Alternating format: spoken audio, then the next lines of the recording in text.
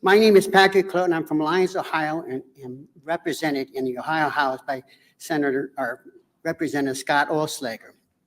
I've been a political activist for well over 30 years, helping in various campaigns for offices at the federal, state, and local level.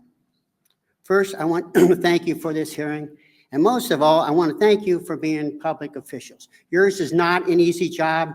It takes a lot of courage to be out on that street campaign. So thanks, all of you. Today, I'm asking for your support of Article 5, a call for a limited convention proposing amendments to the United States Constitution to rectify injuries to our liberties. There will be much testimony on this subject, but I think the essential issue before us is being overlooked. Are we capable of self-governance? Do we still believe in representative government? Are we not concerned about the consolidated powers of the federal government? Consider that 250 years ago, our founding fathers fought King George, the English Parliament, and the most powerful military in the world. Many of their fellow citizens thought it was madness to oppose the dictates of an oppressive authoritarian government. Lucky for us, they did not heed the worries of the timid, but chose to fight the right for self-governance through the consent of the governed. The result was a freedom-loving people, confident in their ability to run their own lives and wise enough to be wary of consolidated power. Unfortunately, today we have a tyrannical federal bureaucracy that has its intent the destruction of these liberties by consolidating the powers of the legislative, executive, and judicial branches of government, destroying the concept of separation of powers.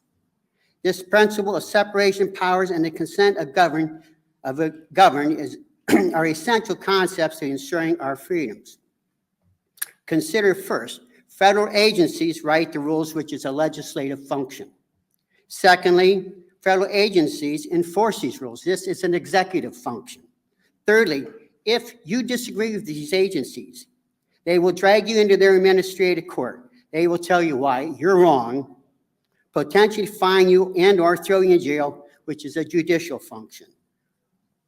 Think about what this might do to one of our farmers or small businessmen, owners who might run afoul of their incomprehensible rules. They will be adjudicated in their administrative courts and be judged without the right to a trial by their peers. King George and the British Parliament could only have wished to have these powers over our citizens. This brings me to my main point. Do we have the capacity for self-governance and enough concern for this concentration of powers? Are we so timid and worried that we'd rather give up our liberties to a corrupt, tyrannical Washington bureaucracy? Are we willing to strive to uphold the American dream of self-rule and secure these liberties?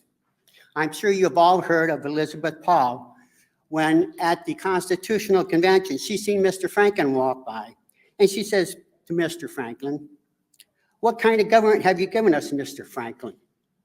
Mr. Franklin replied, "A republic if you can keep it." This is the question before us.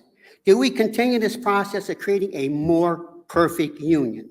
Article 5 is called for a convention of states that propose amendments to resolve and help the consent of the governed. Again, I want to thank you for considering these issues. And most of all, I want to thank all of you for running for public office.